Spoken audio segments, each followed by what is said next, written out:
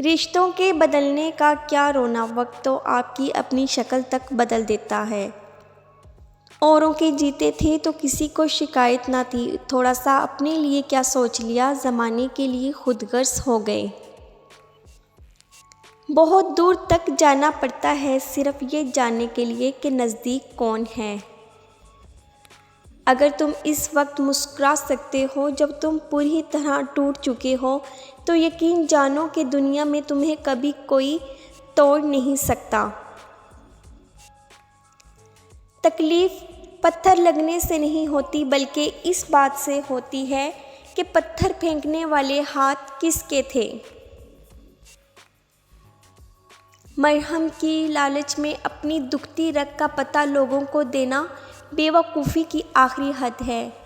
देखूं तो मेरे इर्द गिर्द कितना हजूम है, सोचो तो ऐन वस्त में तन्हा खड़ी हूँ मैं। प्लीज़ अगर आपको मेरी वीडियो पसंद आई तो प्लीज़ लाइक, शेयर और चैनल को सब्सक्राइब कर दें।